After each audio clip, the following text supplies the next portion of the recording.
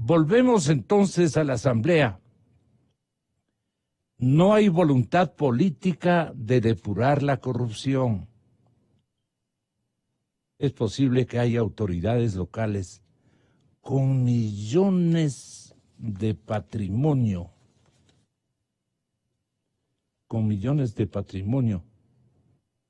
o que no paguen impuestos. Si aquí en el país quisieran averiguar el origen del dinero mal habido, basta con pedir a la ANT la nómina de los vehículos de alta gama, la Agencia Nacional de Tránsito, ANT. Ella tiene y es poseedora, por ley, naturalmente. Si no tiene la ANT, ¿quién va a tener? La nómina de los vehículos de alta gama, los de más de $80,000. Y ahí se llama a los propietarios y se averigua de dónde tienes semejante carrazo. ¿Cómo va a financiar usted su campaña presidencial? Le preguntan a mi invitado, el doctor Páez, que ya se encuentra entre nosotros, conjuntamente con otro respetable figura y denunciante, César Montúfar. A los dos mi cordial bienvenida y gracias por aceptar esta ocurrencia del periodista de la cadena Democracia. ¿Cómo va a financiar su campaña presidencial?, le dicen a Páez. ¿Usted qué le respondió? Andrés, buenos días. Gracias, Gonzalo. César, bienvenido. He dicho que en el contexto de esa entrevista no basta con la ley electoral, sino también con otros ajustes que son correlativos, como por ejemplo resolver el tema de la ley de repetición. Esa ley fue discutida, si mi memoria no me traiciona, allá por el año 2011. Y me acuerdo que tuvimos un primer debate de esa ley. Y en la intervención que yo hice dije, ¿cómo así? No está en la repetición el presidente de la República. Y pusieron del vicepresidente para abajo. Fueron tantas las objeciones a los que deberían ser imputados como responsables del derecho de repetición, que está arreglado en el artículo 9, numeral 11 de la Constitución, que decidió Alianza País congelar esa ley. Y Gonzalo, han pasado algo así como 8 años y el Ecuador no tiene ni ley de repetición, ni tampoco normativa relacionada a la reparación integral, que otros países sí la tienen y han hecho efectiva, por ejemplo con la empresa Odebrecht. Pero también mencioné en esta entrevista, aunque no se lo han publicado, que existe una delación que yo revelé aquí en esta radio, el mismo día en que se hizo pública. La delación que se produce de la empresa OAS en el Brasil, y en donde claramente se dijo de parte de un alto funcionario de esa empresa que se habían repartido $9.7 millones de coimas en el Ecuador, y han pasado algo así como 8 meses y todavía no se conoce qué es lo que se ha hecho con esa delación. Pero además dije una cosa, que claro, las entrevistas, era una entrevista, digamos, fue muy extensa, de 1 hora, y claro, la periodista obviamente tiene que ir poniendo lo que estima principal, ¿no? También dije que aquí en Radio Democracia, no sé si fue hace 1 semana o hace 2 semanas, que dije, hice lectura de un listado de empresas que contrataron con el Estado y que resulta que no hay, no asoman, ni sus personeros han dicho nada, y contrataron por cientos de millones de dólares. Yo le puedo volver a leer esa lista, Gonzalo, sin problema. Yo tengo aquí esa lista registrada. Porque, claro, todas estas empresas deberían deberían tener la cooperación con el país. A ver, este listado está aquí. Aquí está, mire, Gonzalo. Vuelvo a leer. National Electronic Import, PetroChina, Unipec, Sinohydro, World Trade Metals, China Henan Cereals, China International Water Electric, Hezhouba Group Company, China Hidroelectricidad, Road and Bridge Corporation, Huawei, Guangxi Road and Bridge, Camps Engineering, China Tiesihu Civil Engineering, EXA, Sinopec, Andes Petroleum. De ahí de Rusia, Tiashmash, Interrao, Lukoil Panamérica. De Venezuela, Cóndor Servicios Petroleros, Guaira Energy, PDVSA. De Bolivia, Globalnet S.A. Miren LLC Marketing and International Networking, Maxsquare, Fitzsibbon, Media, Grupo de Industrias Biotecnológica y Farmacéutica, la Biofam S.A., Grupo Puentes, Maquiver, CREAF, Indra.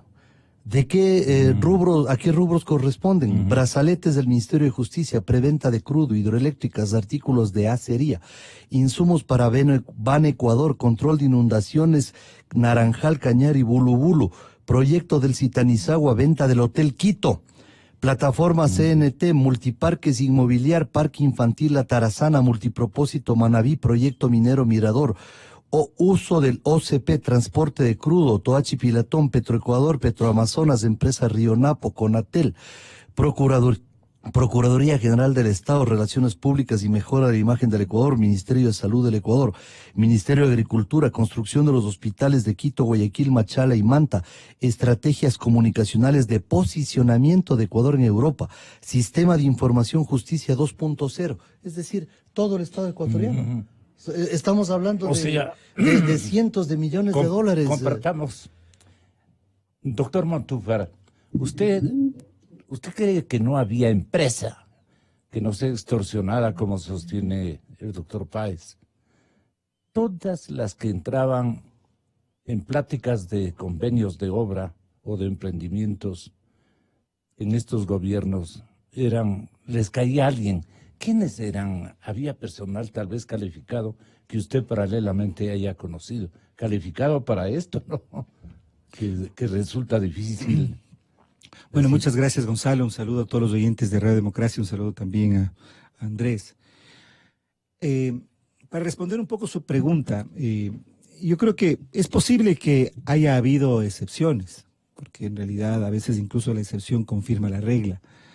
Pero el punto aquí es que en realidad el gobierno de la Revolución Ciudadana organizó un esquema y un sistema institucionalizado de corrupción, un modelo de delincuencia organizada entronizado en la cúpula del Estado ecuatoriano, en que la participación del sector privado, de empresas no solo internacionales, sino también de empresas ecuatorianas, en perspectiva de hacerse beneficiarios o ser beneficiarios de grandes contratos, medianos contratos y pequeños contratos con el Estado. En una década en la que el Estado ecuatoriano contó con muchísimos recursos. Ese fue el modus operandi, ese fue el sistema. Eso hizo que en realidad... ¿Lo podría relatar a su modo de ver las cosas? Yo creo que con lo que decía hace un momento, hablamos de un modelo de delincuencia organizada, un esquema de institucionalización de la corrupción. Y precisamente en la instrucción fiscal Sobornos 2012-2016, Arroz Verde, ahí se relata cómo desde la presidencia de la República, y hay evidencia al respecto, hay varios elementos que se van juntando al respecto, que nos pueden en este momento, que nos hacen ya en este momento decir con plena certidumbre de que así fue.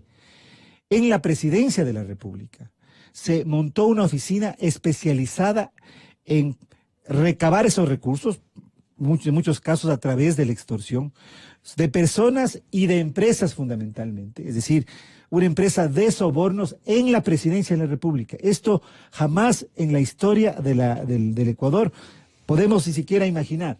Pudo haber habido corrupción, por supuesto, coimas, contratos mal habidos, etcétera, etcétera, etcétera, pero que en la presidencia de la República se haya instaurado una oficina de sobornos encargada a una de las personas de mayor confianza del presidente de la República en ese entonces, la señora Pamela Martínez, que después incluso pasa a ser vicepresidenta de la Corte Constitucional. Es algo que no nos podemos imaginar. En el relato de Pamela Martínez, ella dice cosas que son realmente patéticas, que a uno se le pone la piel de gallina, de la vergüenza, de la indignación y de la tristeza, porque realmente es escalofriante. Y se dice que era tanto el trabajo que tenían, que ya no pudieron funcionar en el complejo presidencial que existe en el centro de Quito. Como usted conoce, Gonzalo, está conformado por el Palacio de Carondelet y algunos edificios en las inmediaciones. Uno de esos es el edificio de la Unión, que es el edificio que queda al frente de la actual vicepresidencia de la República, los anteriores correos nacionales. Ella trabajaba ahí, pero era tanto el trabajo que tienen que mudarse a otra oficina más grande, más amplia. Esa oficina a la que se mudan es la oficina del edificio Concord. Claro. Ahí tienen una oficina amplia donde pueden desarrollar, donde trabajan 12 personas del rol de la presidencia de la República. Es decir, 12 empleados de la presidencia de la República, funcionarios de la presidencia de la República, pagados con los recursos de los ecuatorianos. Y es esa oficina desde la que se monta esta estructura de soborno. Entonces yo creo que en realidad lo que Andrés ha mencionado en esta entrevista, yo creo que es fiel a lo que ocurrió, en el sentido de que en realidad el gobierno de la Revolución Ciudadana y Rafael Correa y la cúpula alrededor de su gestión, su círculo íntimo, conformaron una organización delincuencial, una organización en la que cada uno tenía un rol, cada uno tenía un papel. ¿Cómo funcionan las organizaciones delincuenciales? Con un mando unificado, con una persona que tenía el dominio de toda la situación. Y a partir de allí es entonces que funcionó el gobierno. Entonces, por eso es que todo esto nos debe llevar a la reflexión, Gonzalo, de pensando y analizando, y para que no se vuelva a repetir en el Ecuador una situación como esta. Un arroz multicolor, como le decía. ¿Hasta dónde fue el proyecto político y desde dónde comienza el proyecto delincuencial? Sí. ¿Hasta qué punto, en el caso de Rafael Correa y su círculo íntimo, en realidad estamos hablando de una fusión de un proyecto delincuencial que habrá generado, y eso todavía no podemos ni siquiera tener un monto o una cifra aproximada, millones de dólares de beneficio y de prebendas y de beneficios personales a quienes conformaron este grupo, y un proyecto político. Es un proyecto político y un proyecto delincuencial fusionados, tomados la cúpula del Estado, tomados además las instituciones de control, tomados la Asamblea Nacional, con gran influencia sobre la economía para extorsionar, etcétera, etcétera. Es decir, un modelo delincuencial como jamás en la historia del Ecuador pudimos imaginar. Pero nosotros hemos entendido el conflicto por pequeñas partes, o sea, lo que han elaborado ustedes indistintamente y otros denunciantes, otros testigos de oficio, otros colaboradores y hasta otros socios. ¿Han sido una especie de parches, doctor Páez? Se ha denunciado aquello que hemos conocido.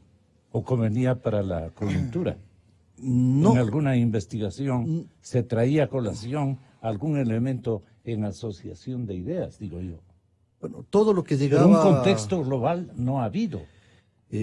Bueno, también ha habido un ocultamiento de información. Por partes, eso es lo que quiero decir. Claro, yo tengo mucha documentación, muchísima documentación de la corrupción del correísmo, y fuimos dando a conocer poco a poco. Claro, usted comprenderá que cada vez que se lo hacía, éramos objeto de una ofensiva brutal. Claro. Fíjese, cuando el 5 de enero del año 2015, ya han pasado 4 años y más, yo hago públicos los depósitos de Glass en los bancos de la China y de Hong Kong, las transferencias que él había recibido, y la persona que recepta la información comete un error y dice Islas Mazor cuando realmente era Islas Marshall, pero por la comunicación, los defectos de la comunicación, no escuchó bien.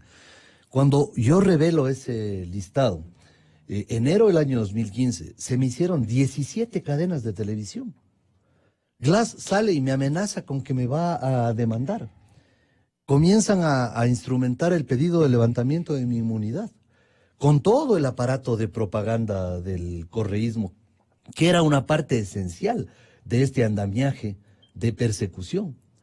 Entonces, yo felicito una vez más a Cristian Zurita y a Fernando Villavicencio por ese excelente trabajo que representa la investigación de Arroz Verde, porque es un trabajo periodístico muy bien logrado.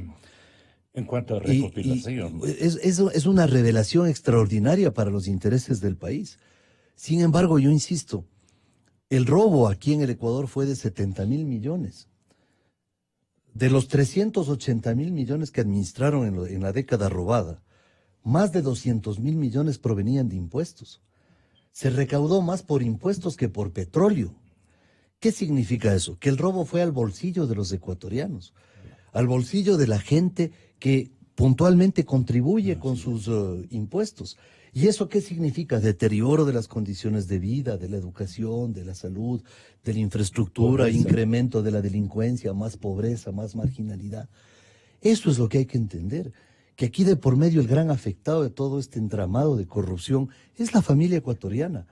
Es a la familia a la que se le ha esquilmado sus recursos que bien pudieron haber sido destinados a mejorar el bienestar de esas familias y no se lo hizo. Fueron a dar en bolsillos privados y por eso insisto yo, Gonzalo. Perfecto, ya se ha investigado este tema de Odebrecht o ya está, digamos, en camino, pero faltan las otras tantas empresas que contrataron con el Estado ecuatoriano. Faltan. Las que le he leído, imagínense, no han abierto la boca, no han dicho ni pío. Es primera vez que oigo eso, ¿no? O sea, no han dicho ni pío. Entonces, lo que dice el Ecuador no es solamente Odebrecht las que pagó Coimas, no fue solamente Odebrecht, fue un montón de empresas que contrataron con el Estado. Bien dice César, probablemente no todas estuvieron en condición de pagar una coima, pero seguramente la inmensa mayoría fueron extorsionadas y conminadas a pagar coimas, comisiones y otro tipo de contribuciones a quienes administraban el Estado ecuatoriano. Y otra cosa, Gonzalo, en la que, si usted me permite, yo quiero insistir, hay algo importantísimo de Arroz Verde. Todo esto se hace con facturas, pues. Lo de Arroz Verde se hace con facturas. ¿Cómo es posible que aquí a una persona se demora 24 horas en declarar el IVA y le cierran el bazar que tiene ahí en La Colmena? Le cierran, va a un ejército de fedatarios y le ponen un sello y viene un drama para esa persona. Y aquí son casi 20 millones de dólares que pasaron por las narices de Carlos Marx Carrasco, Jimena Moroso y Leonardo Orlando, los 3 titulares del SRI durante el correísmo. O sea, ¿cómo es que esa gente no está en la cárcel? ¿Cómo es que no están procesados? ¿Por qué no son enjuiciados estos personajes que debieron haber por lo menos advertido que algo raro pasaba con esta facturación? ¿Por qué no están en la cárcel Carlos Vaca y Galo Chiriboga, que fueron los fiscales, que hacían frecuentemente, ¿qué cosa? Recoger las denuncias y archivarlas? Y en esta entrevista también digo una cosa importante. El Código Integral Penal hecho por el correísmo se olvidó deliberadamente de una cosa fundamental, pues, que llegan los informes con indicios de responsabilidad penal a manos del fiscal. Y claro, él les congela, porque en el código no pusieron que en 48 horas, recibido el informe de responsabilidad penal o indicios de responsabilidad penal, inmediatamente tiene que iniciarse la investigación y el juzgamiento de quienes están involucrados allí. Por eso es que tenemos más de 1.300 informes de Contraloría congelados por Galo Chiriboga. Gonzalo, yo le puedo traer la nómina completa de todos los involucrados. Yo tengo la nómina, son como 400 páginas. Yo tengo esa documentación. ¿Por qué están todos esos casos archivados. ¿Quién lograba que los informes de responsabilidad penal se archiven en un congelador de la Fiscalía? ¿Y cuáles sacaban? Los que a discreción de ellos les interesaba. Por ejemplo, juzgarle a Fernando Villavicencio. Por ejemplo, juzgarle a Clever Jiménez. Por ejemplo, juzgar a algún personaje como el ex legislador de Pachacútec de la provincia de Morona, Santiago, que ahorita se me escapa el nombre. Y así podría... Clever. No, él es de Zamora, es de Morona, Santiago. Sí. Y de ahí los otros procesamientos. Pepe Acacho. De ahí 30S. Fidel Araujo. O sea, todos esos juicios fueron con una celeridad impresionante. ¿Por qué solamente esos juicios? Cuando denunciamos que se había la jueza Lucy Blasio ido por encima de la inmunidad parlamentaria de Clever Jiménez, ¿qué hizo la Fiscalía? Archivó la denuncia. Hasta ahora no se tramita, Gonzalo. Y han pasado, ¿cuánto? Por lo menos 4 o 5 años de ese acontecimiento. A los del 30S, usted recordará, Gonzalo, que se amanecían los fiscales. La prensa reportaba que hasta las 5 de la mañana les han estado juzgando en ese entramado de figuración de Correa para pretender emerger. Usted anuncia que se requerirían por miles de fiscales para poder atender. Decenas, centenares de fiscales. Centenares, Gonzalo. Aquí hay una partecita que le hemos recogido de archivo. Contratistas chinas, National Electronic Import, Petrochina, Unipec, Sinohydro, World Trade Metals, China Henan Cereals, China International Water. Estos chinos están tranquilitos, no ha pasado nada. Hezhouba Group Company, China Hidroelectricidad, Road and Bridge Corporation, Huawei, Guangxi Road and Bridge, Camp Engineering, China Tiesihu Civil Engineering, EXA, Sinopec, Andes Petroleum, de Rusia, Tiashmash, Interrao, Lukoil Pan American, de Venezuela, Cóndor Servicios Petroleros, Guayra Energy, PDVSA, de Bolivia, GlobalNet SA, de Estados Unidos, Miren LLC Marketing, MacSquare, Fitzjobon Media, de Cuba, Grupo de las Industrias Tecnológica y Farmacéutica, Biocuba Pharma, la Biofam SA, de España, Grupo Puentes, Maquiver, CREA, Indra, es decir, existe un elenco de Hay compañías. Una memoria contractual impresionante. O sea, le doy un listado. ¿Cuántas más o menos te calcula?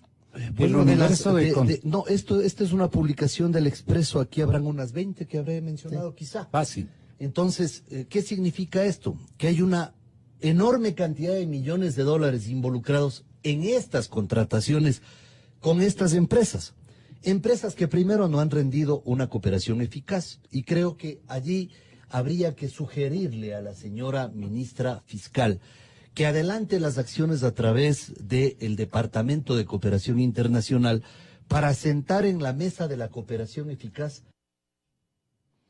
Este es una parte de nuestro archivo que le exigía al compañero. 32 empresas, mencioné yo. 32. ¿Y esto puede ser un universo mayor, César? Doctor Mantufa. Bueno, por supuesto. Pero yo creo que aquí me parece que los ojos deben ponerse en el trabajo de la Fiscalía. Porque es la Fiscalía la que tiene la obligación, el deber constitucional, el mandato constitucional de llevar adelante todas estas investigaciones, y estas investigaciones tienen que de una u otra manera conducir a que ya en el proceso puedan judicializarse y llegar a término en un juicio que además permita no solamente la reparación, no solamente la sanción a quienes estén involucrados en estos hechos de corrupción, sino también la reparación al Estado ecuatoriano. Y me parece que ahí está el tema principal. Y yo quisiera, a pesar de que es la que más de la que más se ha hablado, pero también anotar en la que menos se ha actuado, regresar al caso de la empresa Odebrecht. Porque en realidad de ahí está el tema. En la acusación particular que presentamos con Fernando Villavicencio al juicio, al proceso de sobornos 2012, y que fue negada por la jueza Daniela, inadmitida por la jueza Daniela Camacho. Allí nosotros anotamos 4 grandes empresas que no habían sido tomadas en cuenta, no habían sido vinculadas por la fiscal en el caso Arroz Verde, existiendo la evidencia en toda la información que desde la investigación que realizaron Cristian Zurita y Fernando Villavicencio está en manos de la Fiscalía. La una, Odebrecht, y después quiero retornar al tema Odebrecht. La otra, que es Telconet, la empresa de Tomislav Topic, que es un tema, yo creo que ahí hay un tema muy importante. Y dos de las chinas que han sido mencionadas hace un momento, Sinohydro y Petrochina. Estas empresas están directamente vinculadas al tema de Arroz Verde y no fueron vinculadas, no hubo pedido de vinculación por parte de la fiscal. Perdone, doctor, ¿y para qué sirve entonces la ley de repetición? Bueno, lo que sucede es que esta no se aplica, es como letra muerta. Sencillamente es letra muerta. Y creo que el punto aquí es, ¿por qué estas empresas no fueron vinculadas? Esa es la pregunta. Si está la evidencia, si otras empresas fueron vinculadas, ¿por qué estas no fueron vinculadas? Ahí está la pregunta, y esa es la pregunta que le hemos hecho en repetidas ocasiones a la fiscal general Diana Salazar. Vuelvo al caso de Odebrecht, porque Odebrecht, que es, digamos, la matriz, la madre de todos estos procesos ilícitos de corrupción, no está vinculada en ningún caso. No hay ningún caso en la que Odebrecht y los funcionarios de Odebrecht sean parte de los procesos fiscales, de los procesos de instrucción o de investigación o de instrucción fiscal. Y esto es algo que llama poderosamente la atención. Hay que tomar en cuenta, y ese es otro tema que es importante resaltar, y es el de la cooperación eficaz de los delatores de Odebrecht. Fíjese, nosotros tuvimos yo he sido testigo, bueno, he estado presente en los dos casos, las dos delaciones de José Concienciado Santos. La una cooperación, un testimonio anticipado que rindió en el juicio en contra de Jorge Glass y el otro que rindió hace 2 o 3 semanas en el juicio, en la instrucción fiscal por Arroz Verde. Las dos versiones son sobre los mismos hechos, pero las dos versiones tienen un nivel diferente de profundidad en el relato. ¿Cómo es eso? A ver, cuando en el año 2017 José Concienciado rindió su testimonio anticipado en el juicio en contra de Jorge Glass, jamás mencionó al expresidente Correa. En cambio, cuando da el mismo testimonio sobre los hechos que estoy haciendo referencia, en el caso Arroz Verde Sobornos 2012, ahí en cambio habla de Pamela Martínez y al hablar de Pamela Martínez habla de Rafael Correa. ¿Cómo uno entiende esa diferencia? ¿Por qué en el un caso escondió a Rafael Correa y en el otro habló de Rafael Correa? Aquí, evidentemente, es el trabajo del fiscal, por decirlo menos. Porque un delator, y eso es bien importante entender las reglas de la cooperación eficaz, es que un delator, cuando está rindiendo una declaración, habla sobre lo que le preguntan y tiene toda la posibilidad de guardarse lo que no le preguntan. En el caso anterior, en el caso del 2017, Vaca Mancheno no preguntó lo que tenía que preguntar. Y ahí está su papel, yo diría, de encubrimiento de lo que estaba ocurriendo. Para eso Vaca Mancheno fue fiscal general del Estado, habiendo sido antes secretario y consejero presidencial. Entonces uno se pregunta, ¿de qué estamos hablando? Entonces mañana dirán, va a haber otro testimonio de Concienciado Santos, y habrá otras preguntas que no se realizan y que llevarán a otros Vaca temas. le tapó todo a Correa. Yo podría decir que hay mucha evidencia de que así fue. Por eso es que Y entonces personalmente, la actual fiscal general, ¿por qué no interviene y le... Por eso, mira, Andrés dice una cosa muy importante. Yo quiero sobre eso decir algo más fuerte todavía. No es solamente que la fiscalía tiene que reorganizarse, cambiar, se necesitan más fiscales. Es fundamental que se desestructure el armaje que armó Vaca Mancheno en la fiscalía y que todavía sigue presente. Ese es el punto. ¿A qué alude ese armaje? Bueno, alude a toda una estructura de gentes, de personas, de funcionarios de la fiscalía que siguen ese libreto, una misma estructura que se ha ido conformando. Entonces el problema no es solamente más fiscales. Para el ocultamiento. No solamente más para fiscales. El ocultamiento. Sí, a eso voy. No solamente más fiscales, es una estructura y un personal que en gran medida, miren, deja de lado a funcionarios de la fiscalía que tienen una enorme trayectoria y que no estaban casados con el proyecto dominante de Alianza País. Entonces, aquí la fiscalía tiene un papel fundamental. Vamos a ver qué sucede en este caso Sobornos 2012. Nosotros hemos sido excluidos de ser acusadores particulares. Espero espero por el bien del país que este proceso vaya bien, que se haga justicia, que no se cometan errores en el proceso, errores procesales que después vayan a tener consecuencias en el resultado. Y espero sobre todo que en este proceso la justicia no camine direccionada hacia un sector, hacia unos determinadas personas, y que pueda realmente desentrañarse en su conjunto, esta trama de corrupción que topó la médula del Estado ecuatoriano y que me parece a mí es a lo que tenemos que atacar. Aquí no se trata solo de que Rafael Correa o fulano de tal o vengano de tal tenga una sanción, tenga una sentencia. Por supuesto, si son responsables así tienen que ser. Se trata de que realmente en el país tengamos la posibilidad y la capacidad institucional de desmontar esta estructura de delincuencia organizada que se armó durante 10 años. Y aquí le preguntan a usted, ¿qué hizo el vicepresidente Sonnenholzner? Otra cosa adicional, los informes de Contraloría de los 10 años de correísmo. Yo he planteado que por ley se declaren nulos esos informes y se vuelvan a hacer, incluyendo los míos, le ha dicho usted. Claro, porque yo también fui parte de los informes patrimoniales, pues. Y también salió... Uno de esos informes también es de César y ni él ni yo tenemos problema en que se vuelvan a hacer. Por supuesto. Ningún problema que se vuelvan a hacer. Pero que sí se vuelvan a hacer todos los demás informes, pues, Gonzalo. Una anécdota que es curiosa, lo que hace referencia, porque cuando éramos asambleístas, hubo un sorteo y salimos favorecidos, solamente algunos asambleístas quienes nos recibieron, fuimos, digamos, hubo un examen especial de todos nuestros ingresos, me parece incluso 6 años antes de ser asambleístas, lo cual está muy bien. Yo me alegro de que así sea y como dice Andrés, y en el caso de él y en el caso mío, no había ningún problema. Salimos airosos, a pesar de que ellos manejaban el tema de estructurar los informes. Pero hay aquí otra cosa que ha mencionado César y yo sí quiero poner en escena. ¿Por qué se aceptó la acusación particular en el caso de Glass? ¿Y por qué ahora no se acepta? Claro.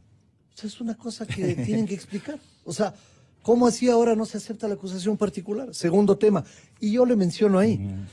Lo que César dijo. Perdona, ¿a quién le pregunta esto usted? Yo tengo una respuesta. A la función judicial. Sobre eso. A la función judicial.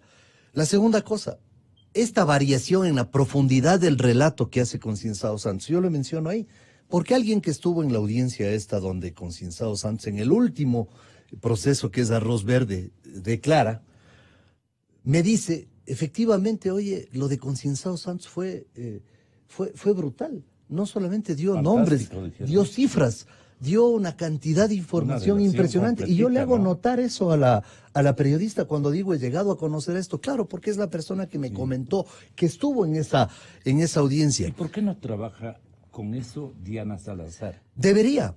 Ahora, yo entiendo que la doctora Salazar tiene una enorme cantidad de ocupaciones, pero también tiene en sus manos, con el apoyo de toda la ciudadanía, exigir el nombramiento de 300, 400 fiscales para investigar esto. Y créame que si es que es necesario, hacemos una movilización para exigir que eso se haga. Ella necesita personal, no puede hacerlo sola.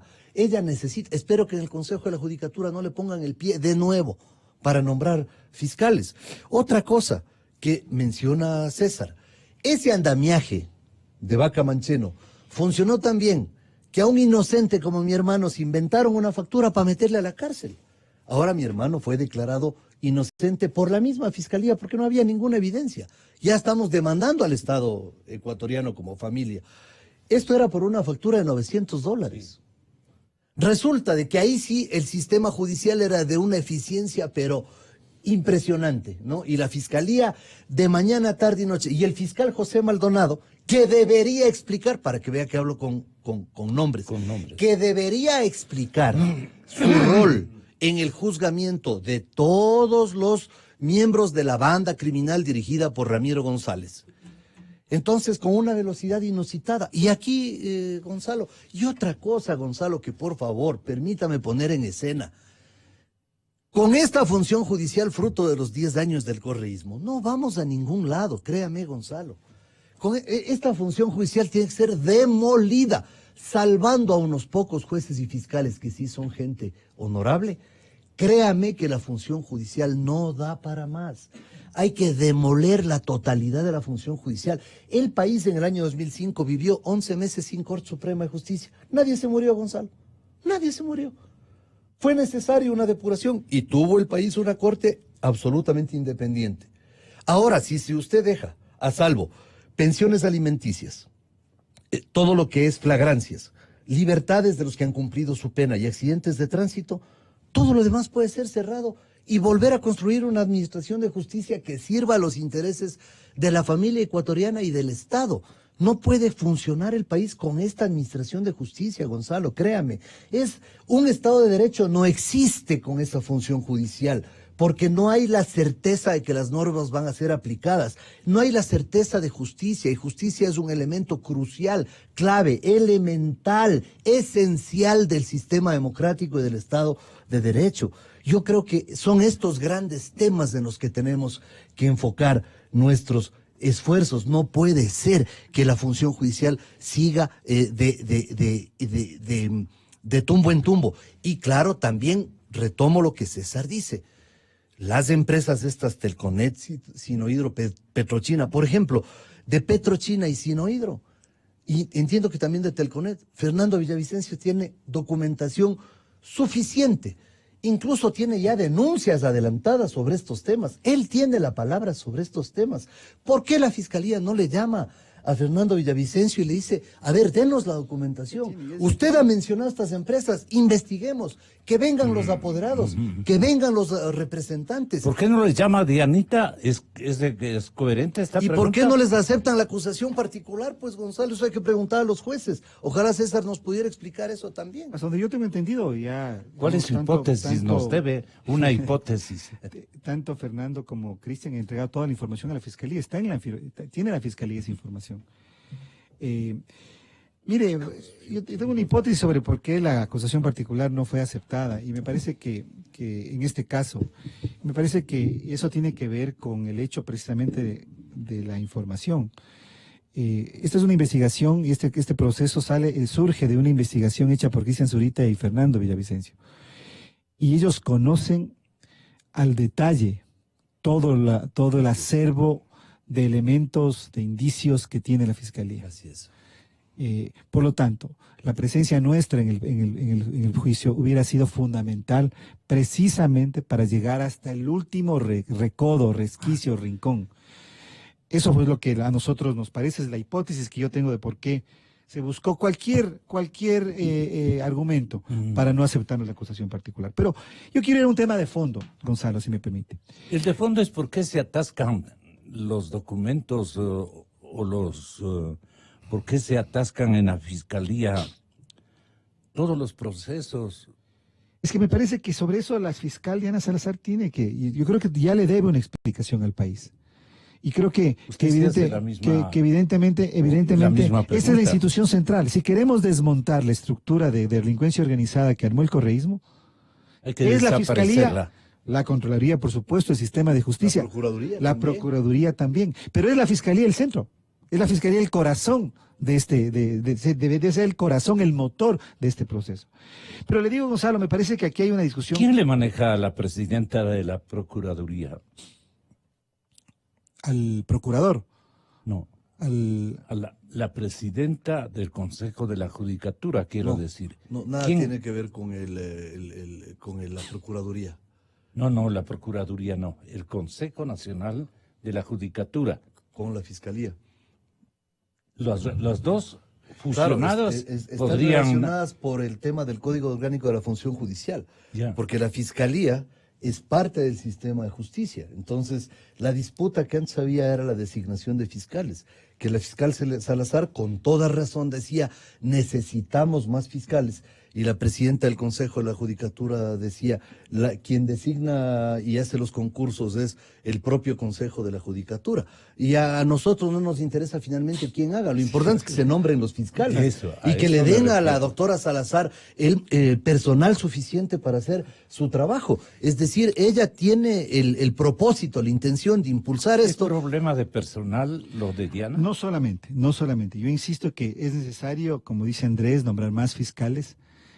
porque la carga de trabajo, la carga de denuncias, el número de denuncias de documentación es enorme, pero me parece que hay que ir más allá. A mí me parece que aquí hubo una institución que fue creada durante 10 años por el correísmo, que tuvo 2 actores emblemáticos de esa estructura delincuencial del correísmo, que son Galo Chiriboga y Carlos Vaca Mancheno, y que por lo tanto no es solamente necesario tener más fiscales, sino cambiar la estructura de la fiscalía, desmontar ese andamiaje que fue creado por el correísmo precisamente para que cumpla las funciones de ocultamiento de las acciones de esa estructura delincuencial. Por eso es que, Gonzalo, y es al punto al que quiero llegar, me parece que el país tiene que entender, Gonzalo, que estamos en un momento en que debemos atravesar una doble transición. Una doble transición. Hemos aquí discutido sobre cómo el correísmo armó una estructura delincuencial en que se institucionalizó la corrupción. Hemos discutido sobre cómo las empresas eran extorsionadas a operar dentro de este sistema. Posiblemente no todas, habrá excepciones, honrosas excepciones, pero el sistema funcionaba de esa manera. Entonces, un desafío que tenemos como país es cómo pasamos de una estructura de delincuencia organizada, que se armó desde la cúpula del Estado, que reorganizó todas las instituciones, comenzando por la Fiscalía y la Contraloría, el Consejo Nacional de la Judicatura, la Justicia, todo el andamiaje, que cambió las leyes para que la corrupción pueda ser mucho más expedita e incluso en algunos casos se legalice la ley de contratación pública, el mismo Código Integral Penal, la ley de empresas públicas, el Código Orgánico de Finanzas Públicas, por mencionar solamente algunas de esas leyes. ¿Cómo pasamos de esa estructura de delincuencia organizada a una estructura en que nuevamente prime un Estado de Derecho, en que la corrupción sea la excepción y esas excepciones sean castigadas? Yo creo que los quilates, la profundidad, la dimensión de este desafío es enorme. ¿Cómo hacemos eso? Y si me permite, César, añadir algo, Gonzalo. El titular del Expreso es lo que debería preocuparnos. Ya Glass está contando los días para solicitar su prelibertad. Así O sea, a ver, el día en que eso suceda, créame, el propio gobierno debería estar suficientemente preocupado de lo que puede pasar en el país, porque la reacción de la gente va a ser feroz frente a una situación de esta naturaleza, porque además Glass está por asociación ilícita. Y me acuerdo que en la sentencia se ordena que la Fiscalía investigue los demás delitos. Así es. Peculado, enriquecimiento ilícito, concusión, cohecho, lavado de activos, delincuencia organizada, testaferrismo.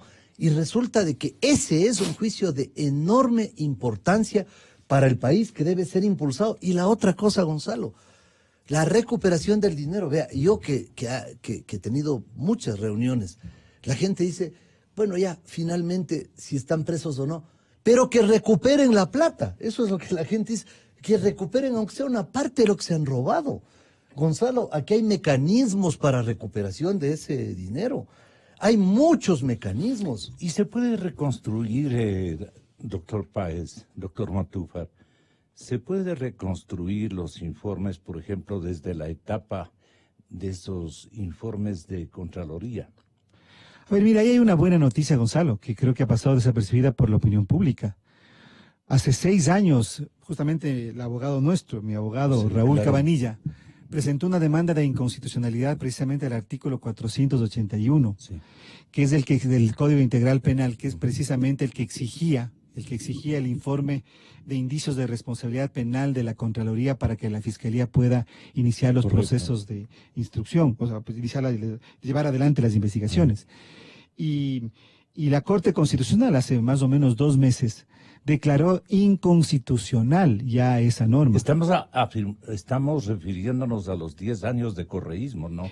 Exactamente. Lo que la Contraloría relató de esos Claro, 10 y años esa de y esa correísmo. declaratoria de inconstitucionalidad no rige desde el presente, porque el argumento que expuso el doctor Cabanilla precisamente era que había ya desde la Constitución del 98 una imprescriptibilidad de estos delitos. Delitos como peculado, por ejemplo, que es el delito más importante. Concusión y cohecho.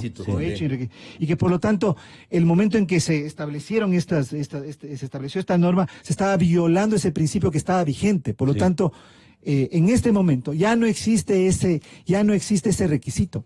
Y la Fiscalía podría investigar cualquier caso que involucre temas de peculado, de enriquecimiento ilícito, de cohecho, de concusión, si es que encuentra evidencia sin necesidad de ese informe. Yo creo que ahí hay un tema importante que lastimosamente no ha sido aquilatado y discutido o debatido en la opinión pública. Pero regreso al tema, Gonzalo. El punto aquí fundamental es, a ver, ¿cómo pasamos como país de una estructura de delincuencia organizada a un verdadero Estado de Derecho en que funcione? ¿Cómo pasamos? Por eso yo hablo de una doble transición. ¿Cómo pasamos de un régimen autoritario, de un régimen de concentración de poder, de un régimen cuya estructura conspira contra los principios básicos de la democracia que todavía existe, que todavía está vigente en el Ecuador? Porque no ha sido modificado. Yo aplaudo este camino, este trabajo que está haciendo la comisión o la comisión de institucionalización que lo está liderando Pablo Dávila para recoger firmas y provocar una reforma constitucional que suprima el Consejo de Participación. Me parece que es una de las iniciativas que va precisamente a devolverle al Estado ecuatoriano un Estado de Derecho, devolverle al Ecuador una democracia que funcione. Entonces es una doble transición la que tenemos en simultánea, de un Estado autoritario a un Estado democrático y de la delincuencia organizada a un Estado de Derecho. Y me parece que no aquilatamos la trascendencia de aquello. ¿Cuáles son las herramientas fundamentales para dar esos dos pasos? Bueno, decía hace un momento, el tema de la Fiscalía, todo el sistema de justicia para el tema de anticorrupción, en donde no es únicamente necesario más fiscales, sino cambiar una estructura heredada del correísmo precisamente para proteger esa delincuencia organizada. Están iniciativas como las de Pablo Dávila. Los informes de Contraloría también, pues. Lo que pasa es que en este momento ya no son necesarios, Gonzalo. Eso es lo que le decía. Gracias a esta iniciativa que hace 6 años un ciudadano, un abogado interpuso un recurso de inconstitucionalidad en la Corte y que finalmente ha sido aceptado. Ya no es necesario aquello. La Fiscalía podría investigar en este momento sin esos informes. ¿Usted está de acuerdo? Pero porque además fue una barbaridad, pues, una Gonzalo. barbaridad. Claro. O sea, informe previo de responsabilidad penal para que la Corte inicie un encauzamiento. O sea que la noticia criminis no puede ir directamente a un juez. ¿Qué es esto? Que la Contraloría... ¿Qué pendejada es esto, Gonzalo? Era un absurdo, era un absurdo. Pero ya eso se desactivó. Entonces, mire, Gonzalo, todo esto nos tiene que llevar, me parece a mí, nos tiene que llevar a que el Ecuador pueda realmente pasar a un momento, digamos, distinto, nuevo. Perdonen la pregunta, pero ¿dónde está entonces todo atascado? A mí me parece en que muchas partes, Fiscalía. Gonzalo. En la Fiscalía, en el sistema de justicia, está atascado. No queremos... Mire, ¿sabe dónde me parece que está? En un gobierno que no tiene rumbo, en un presidente que al principio dio signos de que quería alejarse y desmarcarse de la estructura que heredó y que finalmente después, digamos, quedó trunco ese proceso. Me parece que en realidad en muchos lugares está atascado y creo que por eso es que es fundamental la discusión de estos temas, porque de lo contrario el país, a pesar de que Correa esté en Bélgica, a pesar de que Correa incluso puede tener una sentencia, porque creo que todos los elementos nos llevan a esa conclusión, pero sigue funcionando el mismo esquema que fue el que al Ecuador le llevó a la situación que en este momento estamos deplorando. Diana dice, necesito 400 o 500 fiscales para mover esto. Ojalá le den el número de fiscales, pero Gonzalo... Pero usted dice lo contrario, o sea, no es necesario. No, al contrario, yo digo se necesitan un enorme grupo de fiscales para que le ayude a ella, porque son 10 años de robo a la familia ecuatoriana, porque aquí hay una cosa que hay que dejar en claro, Gonzalo, no es que le han robado al Estado, el robo es a las familias ecuatorianas. El que paga la factura del gran latrocinio del correísmo es la familia ecuatoriana. La gente pobre, la gente que le va a vender un caramelo a usted en una esquina. Esa es la gente que desgraciadamente es la más afectada por esto. ¿No? O sea, ahora, ¿en qué debemos enfocarnos? ¿Cómo recuperar? Exactamente. ¿Cómo recuperar el dinero? Se les ha dado la información sobre las empresas que se dedican a hacer el seguimiento de todo esto. Si es que el gobierno no insiste en mover toda la estructura que tiene para recuperar el dinero de depósitos que hay a lo largo y ancho del mundo, créame que el índice de insatisfacción y la ira popular va a ir creciendo. Yo creo que el gobierno está jugando con fuego. Aquí la gente está irritada con esta situación de que nos demuestran hasta la saciedad que saquearon el Estado. Y resulta de que en los carrazos de $160,000 casi nos pasan pisando por la calle. Y que hay unos fulanos que tienen unos palacetes cuando vivían arrendando y atrasado el arriendo. Y ahora viven en unos palacetes. O sea, y la gente dice, ¿cómo va a ser posible? Vea, provincia a la que voy, me dicen, aquí hay las hectáreas, 2.000 hectáreas, 2.300 hectáreas. Todo el mundo le habla por cientos de hectáreas las propiedades. Negocios de todo tipo. O sea, no podemos nosotros quedarnos contemplando que sí, pues ya nos robaron, entonces sigan nomás. No puede ser así, pues, Gonzalo. Usted puede más o menos darnos una idea de cómo se puede esconder en todo el sistema bancario y financiero internacional 70,000 millones de dólares. No, en el sistema no se puede esconder, pues todo. Se puede lavar a través de ciertos inmuebles, compras, Pero parientes. son 70,000 Ahora, millones Gonzalo, de dólares que usted acaba otra de- cosa, mire, que le hago notar, y le digo porque usted tiene aquí un innúmero de invitados que son gente muy sapiente. ¿Cómo es posible que la Fiscalía, y en eso sí le hago una pregunta a la doctora Salazar, no haya aterrizado en los relacionados directamente con los encausados? Por ejemplo, los familiares directos, esas personas que tienen íntima vinculación con estos personajes de la corrupción. Los equipos, no me digan que la señora arquitecta Duarte, que está acusada en el caso Arroz Verde, hacía las cosas por sí sola, pues. Tenía ahí un asesor, una asesora, se sabe perfectamente incluso del patrimonio de esta gente. La Fiscalía debería incidir en eso. Los 5 abogados que eran del equipo del doctor Alexis Mera, si todo el mundo sabe quiénes eran esos abogados. Yo mismo publiqué en el Twitter 2 de los nombres. ¿Cómo se llaman? El uno es Racines, me parece, sí. Diego Racines, y el otro es... Ahí en el Twitter tengo... el otro es Diego algo también. El asunto es que la Fiscalía tiene que comenzar a hurgar. ¿Qué conocen estos para acordarnos bien los nombres? Ellos son del equipo de Alexis Mera, pero la señora Duarte tenía también su propio equipo. O sea, cada uno de los personajes tenía un equipo, pues no es que ellos hacían toda la operación. Alguien iba a recoger el dinero, alguien impulsaba los informes. Todos tenían su concordia. Alguien tenía que hacer el contacto con la empresa para decir en tal cuenta esto, el otro, aquello. O sea, si es que no se comienza a aterrizar por debajo de los involucrados en los equipos, en los testaferros, no se va a recuperar el dinero. La idea es comenzar a O hurgar sea, en ¿hay esas más cuentas. concordias, cree usted, doctor Mantúfar? Creo que eso hay que investigar, pero me parece que ya por lo menos se llegó a donde estaba quizá la oficina central de sobornos de la propia presidencia de la República, y me parece que eso ya es bastante. Sí, claro. Es importante. Claro, Ahora, importantísimo. regresando al tema de la recuperación, de la reparación. A ver, creo que el tema de la reparación es central, es absolutamente central. Los ecuatorianos tenemos que recuperar esos recursos. Tenemos que encontrar los caminos para recuperar esos recursos, que están en el sistema financiero ecuatoriano y también, y sobre todo en el sistema financiero internacional. Ahora, ¿qué se necesita para eso? Y ahí es donde está mi preocupación. Se necesitan sentencias bien armadas. Sentencias que me parece sean que sean la base de los reclamos que internacionalmente se puedan hacer para recuperar esos recursos. Se necesita, por ejemplo, que estén involucradas y sean judicializadas, investigadas e incluidas en los procesos de investigación y de instrucción estas empresas, las empresas que pagaron los sobornos, porque ellas son las que conocen a quién entregaron, cómo entregaron, en dónde entregaron, y los que nos van a permitir o podrían permitir al Estado ecuatoriano conocer la llamada ruta del dinero. Entonces se necesita realmente una voluntad política muy fuerte para que los procesos judiciales sean lo suficientemente sólidos para hacer los reclamos internacionales y que además incluyan a las empresas que fueron parte de estos esquemas de corrupción. Creo que eso es fundamental. Pero la reparación no es solamente una reparación económica, Gonzalo. Yo creo que es también una reparación moral e histórica.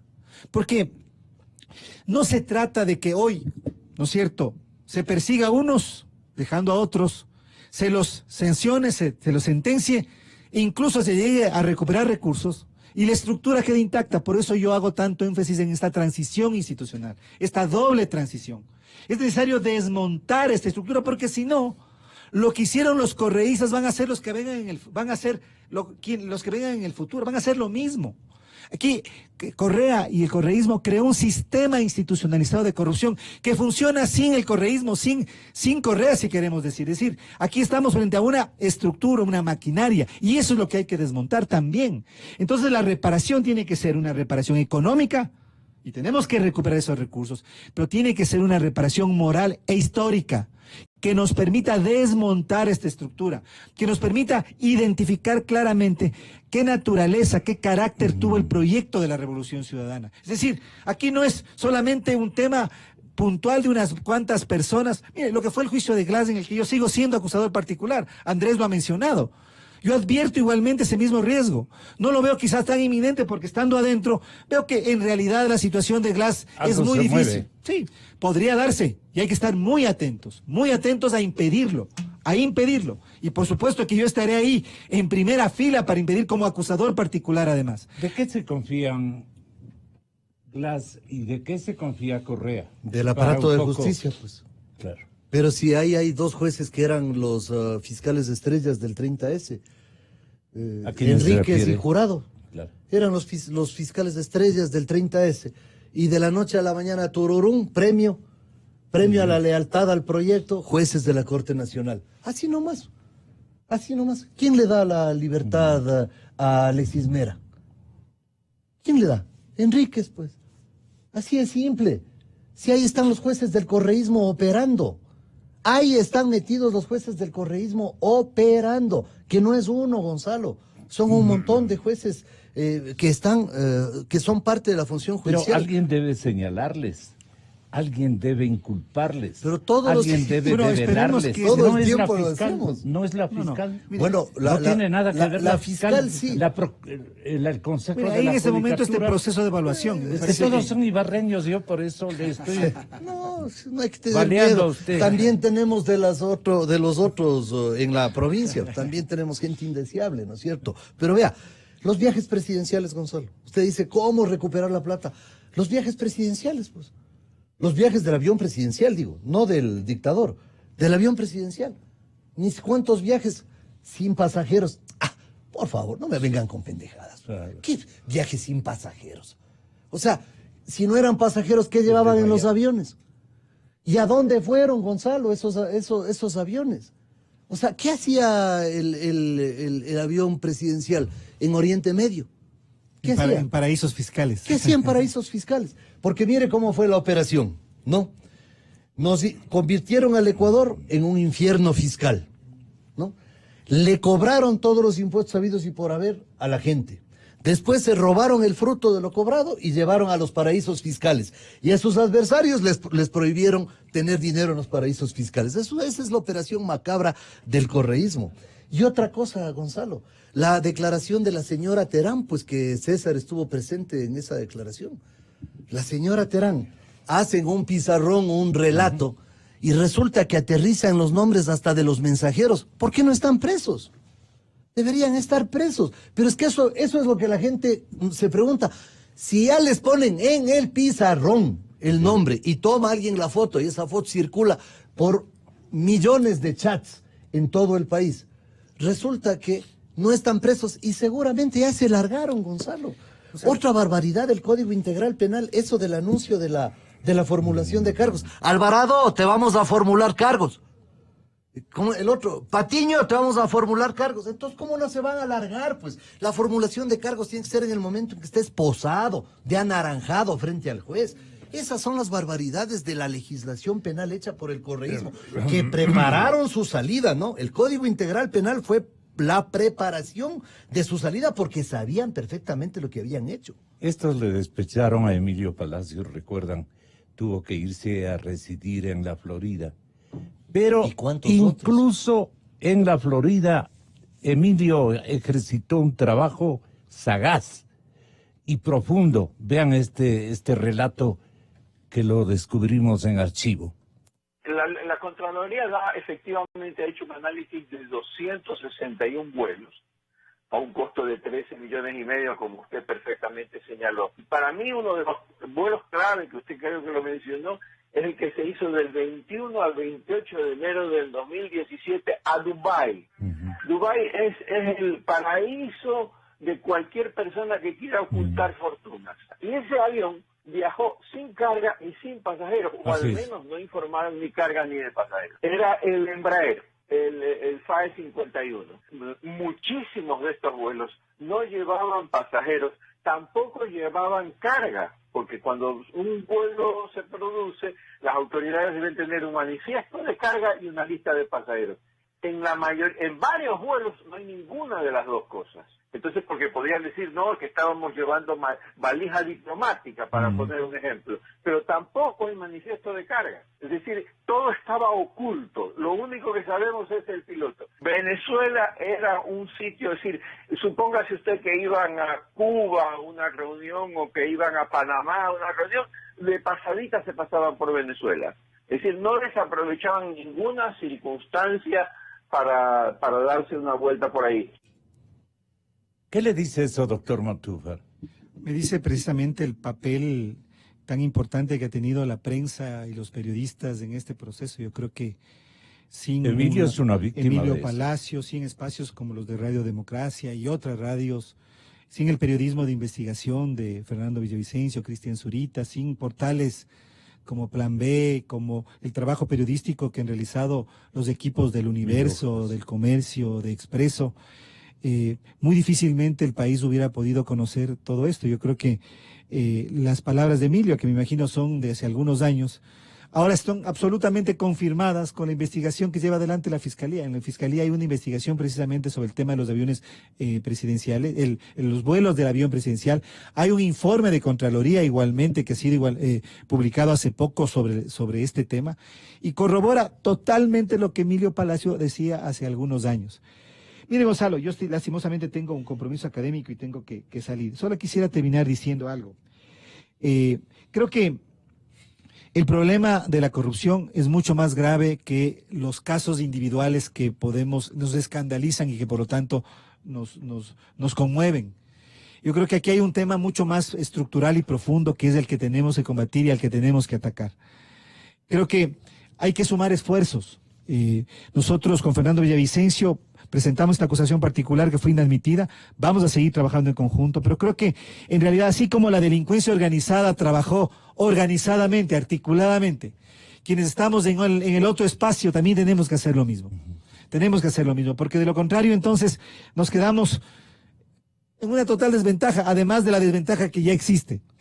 Y creo que es necesario decir las cosas por su nombre, atacar los centros de PUS sin concesiones, sin limitaciones, sin dejar a unos en favor de otros, sin repolitizar la lucha anticorrupción. Y me parece que eso es fundamental y allí creo que en realidad es en donde yo tengo la mayor preocupación. Los morenistas han hecho lo último que usted dice. No en el caso Arroz Verde, la investigación que presentaron Zurita y Villavicencio, el tema de los sobornos y el tema de las coimas de la campaña electoral iba hacia la campaña del 2017. ¿Por qué la fiscal cambió el nombre de la instrucción y circunscribió el caso a 2012-2016, dejando el 2017? Solamente ahí uno puede ver una clara intencionalidad. No es necesario no es necesario hacer mayor especulación para excluyendo el 17, dejar por fuera al actual gobierno, que también debería ser investigado por el mismo tema, de acuerdo a la información que presentaron Villavicencio y Zurita. Entonces, aquí el punto fundamental es avanzar mirando la totalidad del problema, su carácter sistémico y estructural, avanzando, por supuesto, a la recuperación de recursos, y buscando fundamentalmente el desmontaje. Yo hablo por eso de esta doble transición, de un esquema de delincuencia organizada a un Estado de Derecho, de un sistema y un régimen autoritario a una verdadera democracia. Si es que el Ecuador no entiende que esa es la particularidad de su hora, si los políticos y los activistas no entendemos que debemos avanzar en esa dirección, sencillamente podemos tener 2 o 3 personas en la cárcel, a lo mejor Glass, bueno, yo creo que él va a seguir en la cárcel y va a seguir por muchos años, espero que así sea. Otras personas también van a ir a la cárcel, pero la estructura va a seguir intacta. Y eso es lo trágico. Lo que hicieron los correístas pueden hacer otros de distinta bandería política, porque este modelo y este esquema no tiene... Pero corresponsal de Putin, Correa. Este modelo no tiene ideología política. Eso ya es. Pero mire, este modelo ya comenzó. no tiene ideología política. No es que pertenece a Alianza País, no es de un Se cierto llama sector. Putin News. Sí. Es un esquema institucionalizado que va más allá de las personas y que ha topado y ha corroído la institucionalidad. Yo con estas palabras, lastimosamente, No, Gonzalo, muchas me gracias. tengo No. que retirar. Gracias. Con lo que usted diga, terminamos esta parte del programa. Tenga la bondad. Gonzalo, Muchas gracias. César. tenemos Gracias. que insistir en la recuperación de lo robado, sobre todo para resarcir a la familia ecuatoriana. Eso quiero puntualizar. Que la gente que a veces dice, es que le robaron al Estado. No es robo al Estado, es robo a las familias, es a cada ecuatoriano. El Estado simplemente es el administrador de nuestro dinero. Nuestro dinero.